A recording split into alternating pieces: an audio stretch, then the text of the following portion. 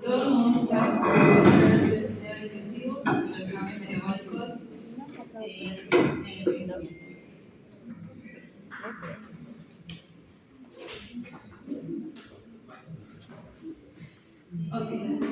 Bueno, vamos a tocar sobre los cambios anatómicos, cambios fisiológicos, los cambios funcionales y la implicancia clínica de esto. Los cambios anatómicos, la primera cosa es el box, en el cual va a haber un aplanamiento y la pérdida de las papilas gustativas, por el cual el paciente va a disminuir lo que es el gusto del sabor. Y debe haber lo que son alteraciones dentarias, que son las más visibles, se van a adelgazar las encías y va a disminuir la resistencia del esmalte dentario, por lo tanto va a tener pérdidas dentales. Y en el esófago va a haber lo que es el presbiesófago, que es la disminución de las neuronas del plexo mientérico, el cual va a alterar lo que es la motilidad. Va a haber un descenso en la contractilidad y las presencia de las polifásicas. Va a relajarse de forma incompleta lo que es el esfínter esofágico. Y a nivel del estómago va a haber lo que son las atrofias de la mucosa, lo cual va a hacer que el anciano, el adulto mayor, sea más susceptible a tener gastritis atróficas y la reducción de estas células eructoras. A nivel del intestino y el recto, de igual forma, se va a dar en la parte anatómica lo que es la atrofia de la mucosa, el cual se va a sustituir el tejido sano por un tejido colectivo. A nivel del intestino delgado, de igual forma, se va a aplanar lo que son las vellosidades y se va a enlentecer el tránsito intestinal. Y en el intestino grueso, de igual forma, en el esófago va a ver lo que son las atrofias de fibras mientéricas y esto va a disminuir la velocidad de motilidad. Por lo tanto, el anciano va a tener su vaciamiento gástrico va a ser más lento. Y bueno, va a revertir lo que es el estreñimiento igual forma. Y en el debilitamiento de la pared muscular, esto va a favorecer lo que es la aparición de enfermedades musculares, tanto a nivel del colon, el estómago y el duodeno. Y el recto se va a agrandar un poco. Y en el páncreas va a disminuir lo que es el peso y bueno, se va a reemplazar lo que es el tejido por uno de cicatrices, formando una fibrosis lobar y también va a haber los efectos de hipoglucemia y amiloidosis. Ahora, tanto los cambios fisiológicos, como ya le dije, los anatómicos de la boca, va a haber una atrofia sinal, por lo tanto los vecinos más escerosos, va a haber más tejido fibroso y adiposo. Y de igual forma, el flujo sanguíneo va a disminuir, por lo tanto va a haber menos secreción de lo que es la saliva. A nivel del estómago, la secreción de lo que es el ácido gástrico y las enzimas digestivas van a reducirse. Por lo tanto, va a elevarse lo que es el pH gástrico y va a disminuir la capacidad de digerir las proteínas. Y como le dije anteriormente, el vaciamiento gástrico va a ser mucho más lento. La motilidad va a ser más lenta y esto va a ser por la menor actividad de las células intersticiales y la secreción ácida por la disminución de las células parietales, igual como lo que es la hipocloridria. Va a haber menor producción de los factores intrínsecos y esto va a hacer que haya menos absorción de lo que es la vitamina B12. Y en la mucosa, como que hay una atrofia, va a haber una atrofia gástrica y por lo tanto va a generar que haya una gastritis atrófica fisiológica por un menor grosor y una menor reserva de función. Bueno, también va a haber una disminución en lo que son las células principales, va a haber menor secreción de pepsina y por lo tanto la digestión en las proteínas va a ser más eficiente. Y bueno, menor percepción de la distensión. A nivel del esófago, el tránsito de igual forma se va a enlentecer, va a haber el cambio del músculo liso por tejido fibrótico y un control neuromuscular. Va a incrementar lo que es la incidencia de presencia del reflujo. A nivel del músculo liso, entonces va a disminuir lo que es la fuerza contráctil y la coordinación. Sus zonas peristálticas van a ser más débiles y en nivel del esfínter, tanto en el superior y en el inferior, la relajación va a ser menos eficaz. Por lo tanto, esto va a hacer que el tránsito sea más lento y va a favorecer que haya el reflujo. Y en la sensibilidad neural, va a disminuir la percepción de estímulos y va a haber menos protectores. Buenas tardes, sigamos. Hablando del intestino delgado, en general hablamos de que la motilidad intestinal va a verse comprometida por una mejor sensibilidad de los receptores del sistema nervioso entérico. Entonces ya tenemos una falla en la parte nerviosa. También contribuye a la aparición de síntomas como el estreñimiento. En general, la absorción va a estar en la mayoría conservada, quizás por el déficit de factor intrínseco, va a disminuir la absorción de B12, hierro y óxido calcio. Enzimas, en algunas ocasiones va a haber una disminución de la enzima lactasa, lo que va a generar y predisponer la intolerancia a la lactosa. La motilidad va a estar alterada, ya que va a disminuir las células intersticiales de Cajal y el plexo mientérico, generando un tránsito más lento. La mucosa va a tener una leve atrofia de las vellosidades, pero esto no llega a afectar la absorción en la mayoría de los casos. La absorción de aminoácidos también se ve limitada por una menor expresión en función de los transportadores intestinales, y esto puede favorecer a un déficit proteico y un desarrollo de sarcopenia posteriormente, y a consecuencia de. En cambios del colon, va a haber una degeneración en la musculatura y inervación con una disminución de la reserva funcional. Por eso son propensos a estreñirse. La motilidad colónica va a presentar una disminución de las contracciones propulsivas. El reflejo defecatorio va a estar disminuido. También va a haber una disminución de la sensibilidad rectal y un menor tono del esfínter anal. Y eso en algunos casos facilita lo que son los escapes. La microbiota va a tener menor diversidad de las especies, lo que aumentará las bacterias patógenas oportunistas y va a disminuir las bacterias que propiamente son protectoras nuestras, y va a aumentar la inflamación. Además, el envejecimiento se asocia con alteraciones en menor secreción de las mucinas, mayor permeabilidad de la barrera intestinal, lo que puede facilitar el paso de endotoxinas y contribuir a procesos inflamatorios subclínicos. Cambios funcionales. En la boca y esófago va a disminuir la producción de saliva, como ya mencionamos, entonces el paciente va a tener boca seca, disfagia, dificultad en la masticación y deglución, y esto va a predisponer a la malnutrición. Alteraciones del gusto, y esto va a disminuir la ingesta de alimentos, que es muy común en esta población. También va a haber un reflujo gastroesofágico, en la mayoría de estos ya explicamos por qué. En algunos casos hernia letal. En el estómago llega a producirse una disminución de la motilidad y vaciamiento gástrico, entonces los pacientes van a tener una digestión más lenta. El ácido clorhídrico y la pepsina, al estar disminuidos, van a generar hipocloridria, y en algunos casos se forma lo que es la gastritis atrófica crónica. También hay atrofia de mucosas y mayor riesgo de úlceras y anorexia. En el intestino va a haber una disminución de las vellosidades, la atrofia de la mucosa, y ya hablamos de la malabsorción de algunas vitaminas y moléculas, y esto a futuro podría conllevar a osteoporosis y anemia. También los cambios en la microbiota ya mencionados, y el aumento en el riesgo de diverticulosis y cáncer de colon, ya que nuestro intestino va a estar más inflamado y va a estar propenso a estar más inflamado y generar estas enfermedades. Siguiente. La vesícula va a disminuir la síntesis de ácidos biliares, lo que predispone a colitiasis, y en el páncreas va a haber una fibrosis, en la mayoría de los casos, y depósitos que generan la disminución en la respuesta de células beta. También va a haber un aumento en la intolerancia a la glucosa y riesgo de diabetes.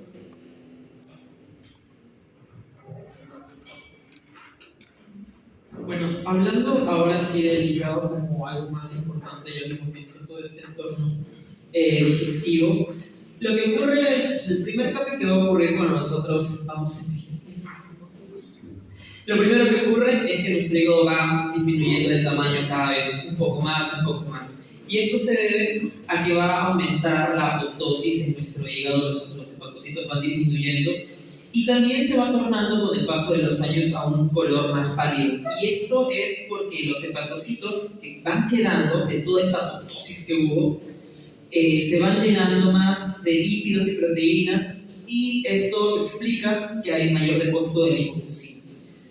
Y también va a dar cambios en la estructura intestinal, aunque menos marcados, y eso puede presentar también atrofia de la mucosa y disminución de la motilidad. Ahora, en el estroma hepático, ¿qué es lo que ocurre? Va a haber un incremento de todo el tejido conectivo y cierto grado de fibrosis leve, no una patológica, pero lo que va a ocurrir es que va a estar el hígado mucho más rígido y menor elasticidad. Okay. Ahora, algunos cambios fisiológicos que vamos a observar, como por ejemplo la disminución de la función hepática porque va llegando menos sangre al hígado y la masa, la función del hígado disminuye, ya saben, se pone más lento con el paso de los años, todo va reduciéndose, todo va haciéndose mucho más pequeño. Lo que nos menciona alguno de los estudios es que aproximadamente va disminuyendo un 1% después de los 40-50 años. Y esto también va a reducir toda la capacidad metabólica, todas las funciones que el hígado realiza en nuestro organismo. ¿Y cuál es una de las funciones importantes? Es el metabolismo de fármacos. Entonces, va a haber un problema aquí en la fase 1, aquellos fármacos que se metabolizan en esta fase que involucra la oxidación, reducción y hidrólisis, pero la fase 2 va a estar conservada completamente. Ahora, ¿cómo estarían entonces nuestros valores si nos hacemos una prueba hepática a una persona ya viejita, una persona adulta? Van a estar normales por completo. Lo único que va a ir disminuyendo con el paso de los años es esa función que el mismo hígado tiene. Ahora, va a haber también alteraciones en el metabolismo lipídico, va a haber menor capacidad para utilizar los lípidos, y esto va a ser lo que vemos aquí en la imagen: mayor aumento de la grasa visceral, una esteatosis muscular, una disbiosis, un cambio completamente en toda nuestra microbiota intestinal. Y va a haber menor respuesta de los hepatocitos a los factores de crecimiento. Van a haber menos regeneración de hepatocitos y obviamente por eso es que también va a reducir su tamaño cada vez más. Y ahora, ¿cuáles son los cambios funcionales? Hablábamos de los fármacos y hay una disminución de la depuración de fármacos. Esto nos menciona que hay una reducción en el metabolismo hepático y afecta a los medicamentos, principalmente los benzodiazepinas, diazepam y propanolol. Es por eso que, hablando de benzodiazepinas, preferimos darle lorazepam, que es un medicamento que se metaboliza en la fase 2, en vez de otras benzodiazepinas, como el diazepam, por ejemplo, para evitar eso, porque cuando tú le das un diazepam a un paciente, lo que ocurre es que va a demorar mucho más en depurarse, o sea, va a ser mucho más lento, y esto puede aumentar el riesgo de toxicidad, aumenta los efectos adversos en el paciente y fatal. También vamos a ver una alteración en la digestión y absorción, se reduce la absorción de nutrientes y la respuesta metabólica postprandial. Y esto también contribuye a desnutrición y enfermedades crónicas. El paciente geriátrico se vuelve más sensible a los fármacos, el tracto gastrointestinal es mucho más sensible, por eso que hay que tener muchísimo cuidado con qué medicamentos sí le damos, qué no le conviene, qué le conviene. En caso de pacientes que son anticoagulados, por ejemplo, como la warfarina, tenemos que estar controlando el INR cada instante, y también algunos otros fármacos para evitar los efectos adversos como son las caídas, los mareos, tal vez algunos AINES, etc. Esto lo vamos a ver. Además, el hígado envejecido tiene una regeneración mucho más lenta, ya lo mencionamos. Continuamos.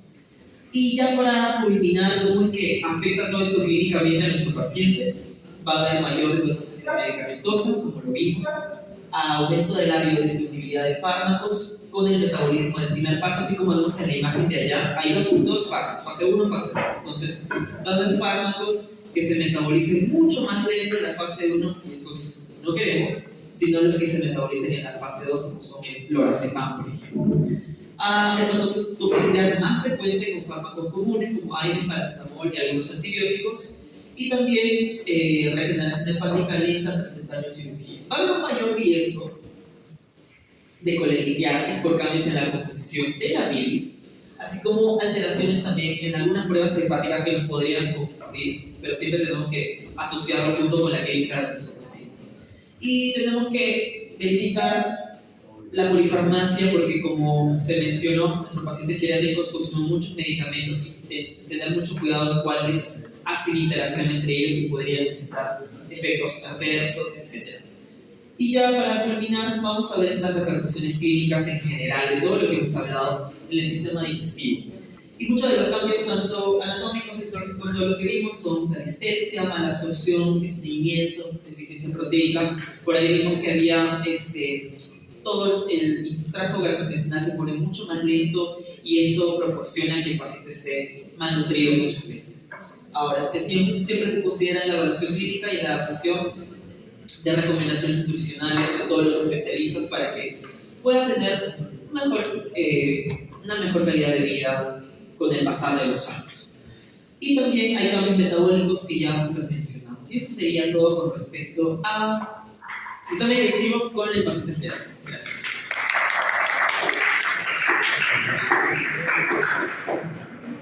Muy bien, muy buena su revisión.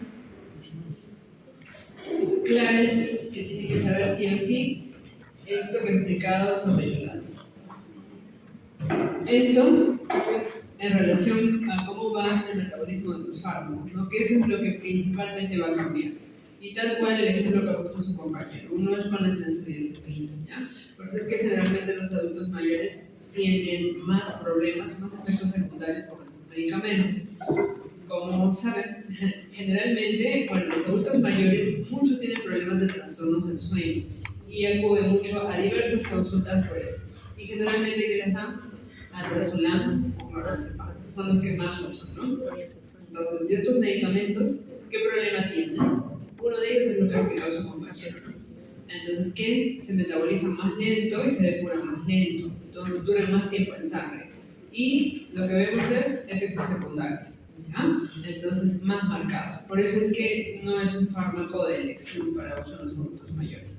Otro fármaco muy importante que también lo he mencionado, warfarina, que lo van a ver un montón, ¿ya? Warfarina se utiliza, bueno, ya saben, es un anticoagulante y generalmente en la mayoría de líneas de práctica clínica, tanto MISA, Salud, aquí en el Perú, primera opción siempre ponen warfarina, ¿ya? Pero ya hay estudios a nivel mundial en pacientes mayores de 75 años, incluso sobre uso de los nuevos anticoagulantes orales, ¿no?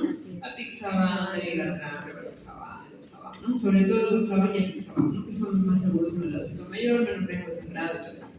Entonces, ¿qué tiene que ver eso con la warfarina? Sí, un montón. La warfarina tiene un tema muy particular respecto a su metabolismo, como lo ha explicado su compañero, y su depuración en el hígado, ¿no? Y la warfarina es dependiente ¿de qué? De vitamina K, ¿no? Entonces, eso en el envejecimiento es un factor a tener en cuenta. Se van a dar cuenta que la mayoría de sus pacientes adultos mayores que usan warfarina van a los extremos, o subanticoagulados, con dosis subterapéuticas, o sea, no llegan a, supongamos, fibrilación, ¿no?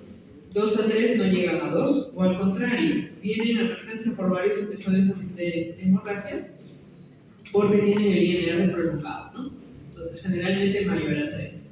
Y hay otro problema con el INR, ¿no? Entonces, el INR está hecho en base a que a personas menores de, generalmente, 50, 40 años sin enfermedad hepática.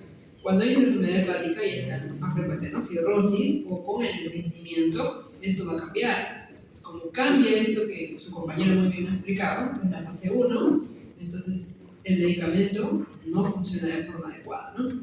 O sobreanticoagulado o anticoagulación subterapéutica, ¿no? Entonces, riesgo de sangrado y todo lo que ustedes ya conocen. Entonces, ¿hay una forma de medir INR con algún problema hepático? Sí.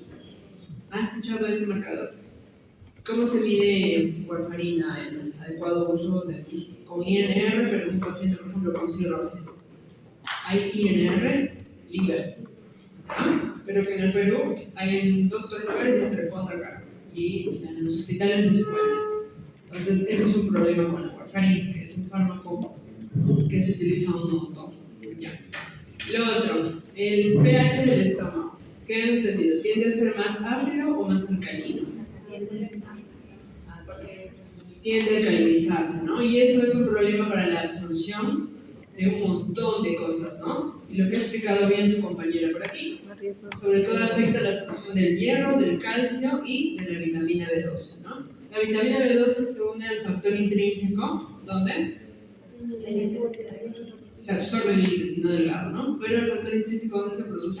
En el estómago, ¿no? Entonces es una vitamina muy especial, ¿ya? Que no se absorbe directamente en un órgano, ¿no? Sino que influye el estómago y el intestino, los dos tienen que estar ok, y los dos cambian con el envejecimiento, ¿no? Entonces la vitamina B12 es importante, recontra, y lo vamos a ver más adelante en otras clases, ¿ya? Entonces es súper importante.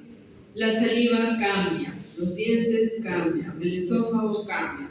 En el esófago ha mencionado muy bien todos los cambios. En algunos lugares van a encontrar algo que se llama disfagia sarcopénica.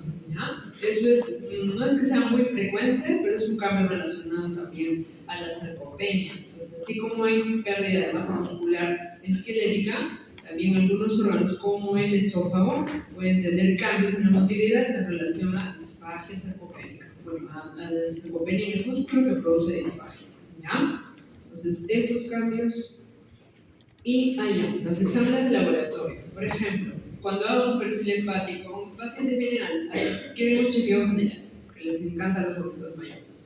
Vienen y tienen las transaminasas a veces un poco elevadas, incluso TGO, TGP no, y GGTP, fosfatasa alcalina, a veces un poco más alto de lo normal.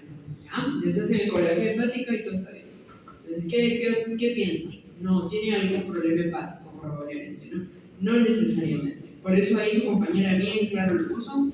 Puede haber cambios, su compañero lo explicó, puede haber cambios en algunos exámenes de laboratorio respecto a enzimas hepáticas, pero que se debe de evaluar el contexto en el que se está solicitando el examen para definir si se necesita hacer más estudios. Pero no etiquetar de no, hay una patología sí o sí, porque no necesariamente significa que hay una patología. ¿Ya? Entonces, está muy bien explicado todos los casos. Un aplauso para eso.